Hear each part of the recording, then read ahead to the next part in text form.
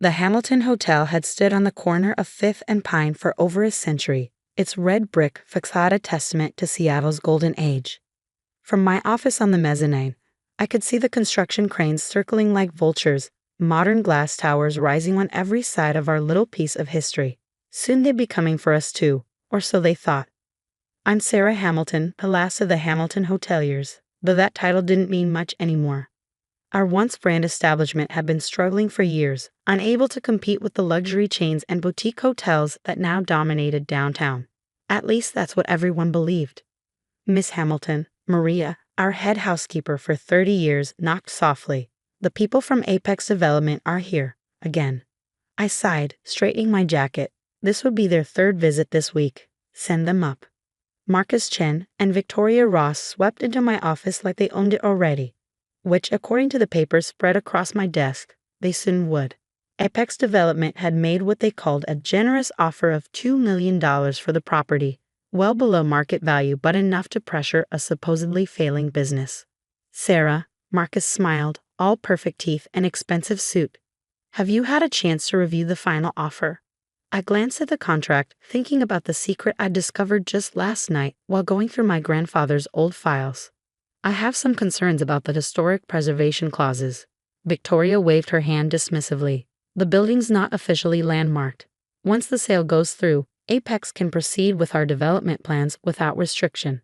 That's what they thought. But Grandfather Hamilton had been cleverer than anyone knew.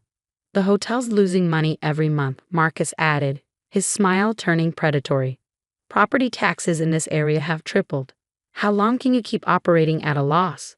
He wasn't wrong about the challenges. The Hamilton had been struggling ever since my father's death 5 years ago. We'd lost corporate accounts to newer hotels, our maintenance costs were rising, and the property taxes in booming downtown Seattle were crushing. But we weren't quite as desperate as they believed. $2 million is more than fair, Victoria pressed, especially considering the building's condition. The electrical needs updating, the plumbing is ancient, and let's be honest, the whole place needs a complete overhaul. I touched the antique desk that had been my grandfather's, remembering the hours I'd spent here as a child, listening to his stories about the hotel's glory days, about the secret he protected, waiting for the right moment. The Hamilton has been more than just a hotel, I said quietly. It's been a part of Seattle's history for over 100 years. My grandfather used to tell me about the speakeasy in the basement during Prohibition, the jazz musicians who played in our ballroom, the secret meetings during World War II. Fascinating history, Marcus cut in, not bothering to hide his boredom. But history doesn't pay the bills. Our offer expires at the end of the week. After that, well, he shrugged. Banks aren't very sentimental about foreclosures. They left, leaving behind the contract and the weight of their threats.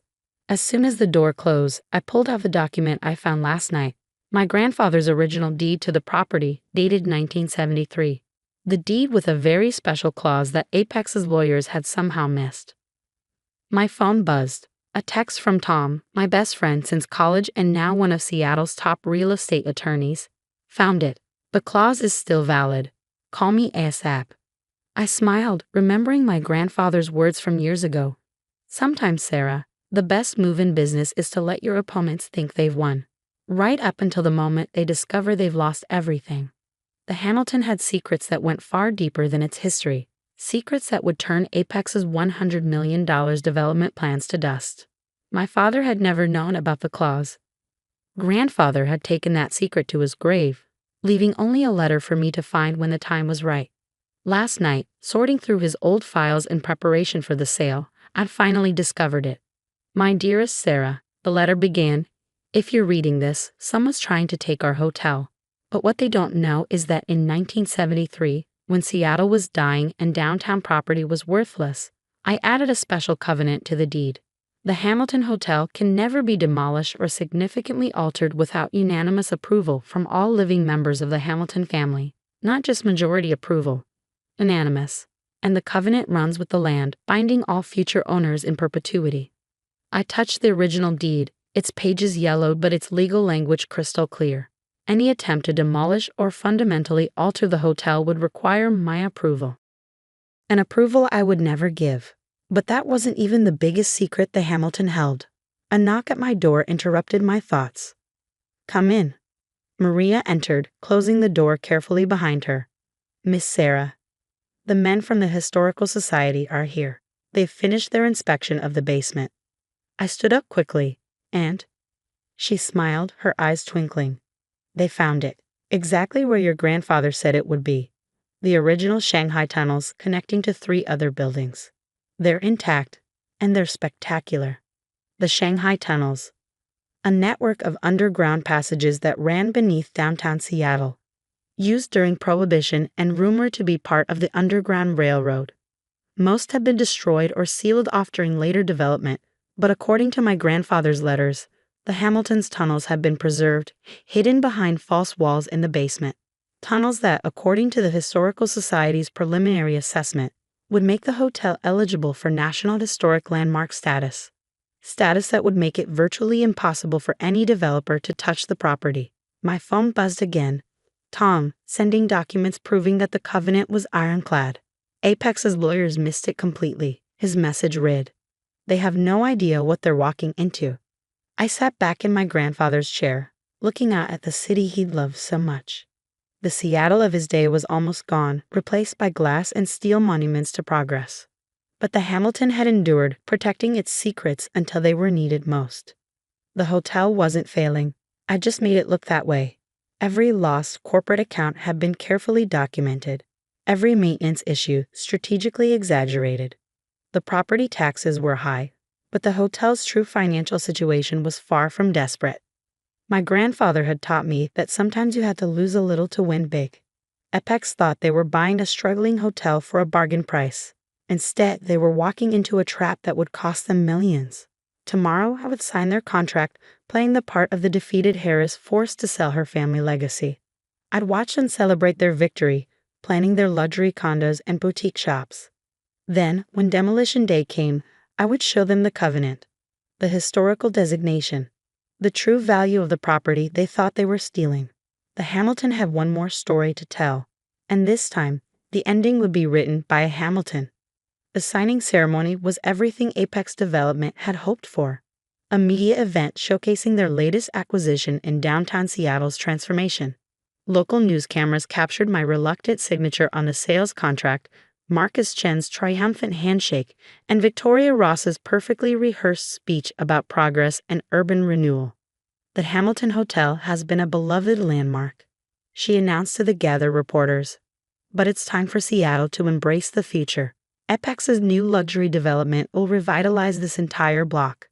I sat quietly, playing my part as the defeated heiress. Only Tom, standing beside me as my attorney, knew I was fighting back a smile. The next few weeks passed in a blur of activity. Apex's team swarmed the hotel, conducting surveys and making plans. They never noticed that every routine inspection by the Historical Society was carefully documented, building our case for landmark status. Or that every architectural assessment was quietly copied to my files, proving the building's structural integrity. Then came the morning they'd all been waiting for, demolition day. I arrived early, watching the construction crews set up their equipment. Marcus and Victoria stood with their project managers, reviewing plans and checking schedules. They didn't even notice me until I walked up with Tom and Maria. "Sarah," Marcus nodded dismissively. "Come to say goodbye to the old place." "Actually," I smiled, "I'm here to protect my property." Victoria frowned. "Your property? You signed it over to Apex 3 weeks ago." "About that."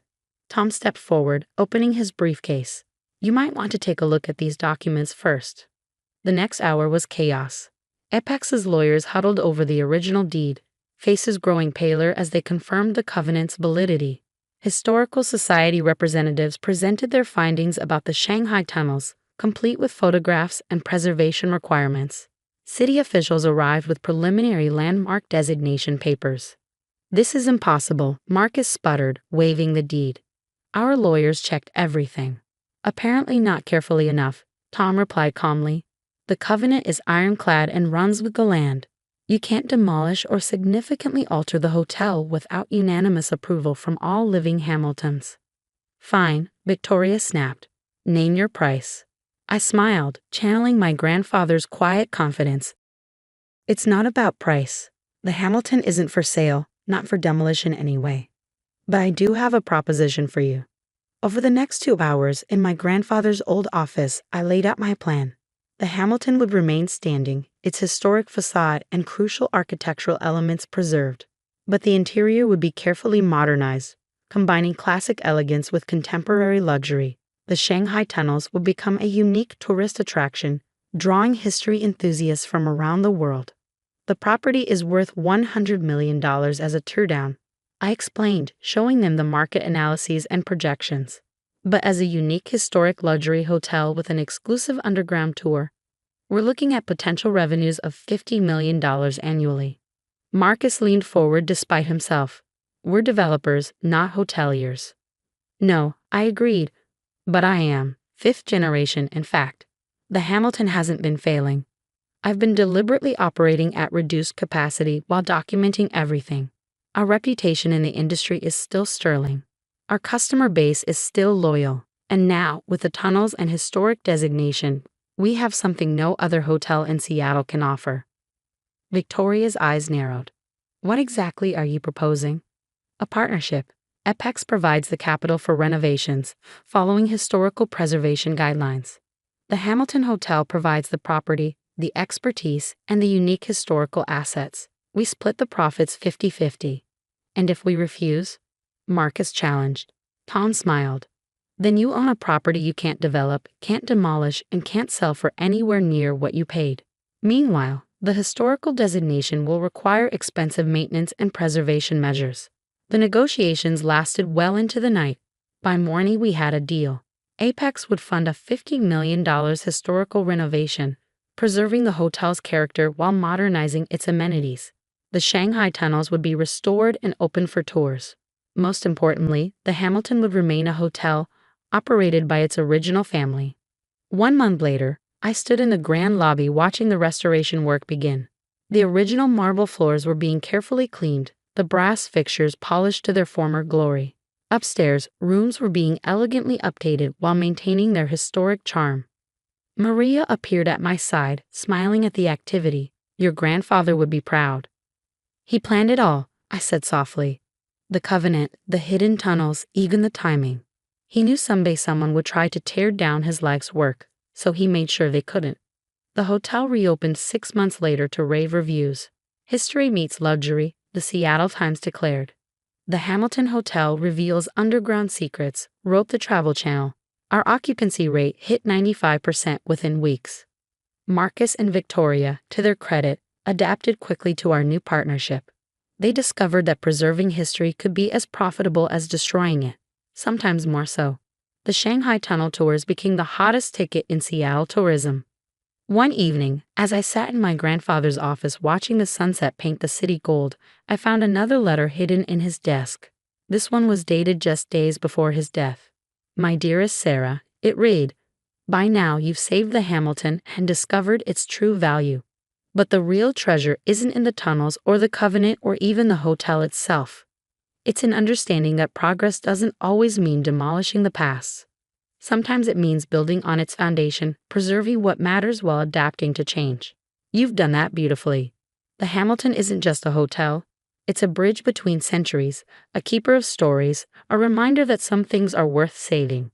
I trust you'll keep its secrets, preserve its legacy, and when the time comes, pass on its lessons to the next generation. With pride and love, grandfather. I touched the antique desk, thinking about the layers of history beneath my fingers. Outside, modern Seattle stretched toward the sky, glass towers reflecting the setting sun. But here in the Hamilton, past and present have found a way to coexist, each making the other stronger. Today, the Hamilton Hotel stands as proof that progress doesn't always mean destruction.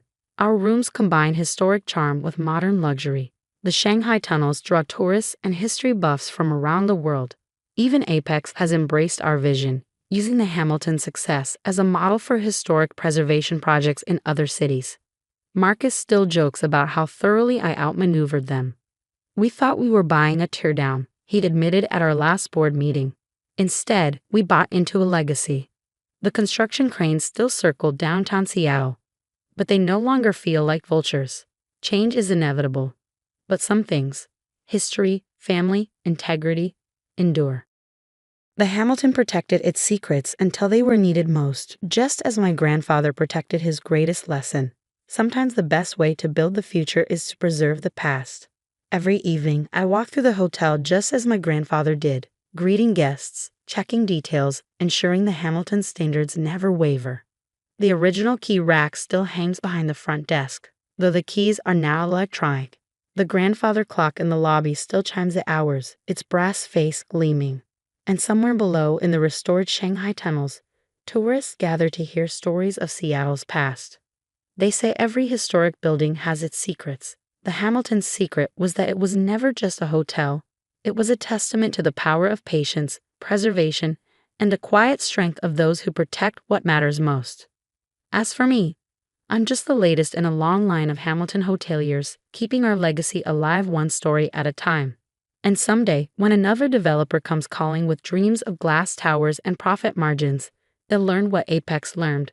Some things are worth more than money, some buildings hold more than memories, and some battles are won not with force, but with foresight. The Hamilton stands ready for its next century, its red brick facade a proud reminder that not all progress requires destruction.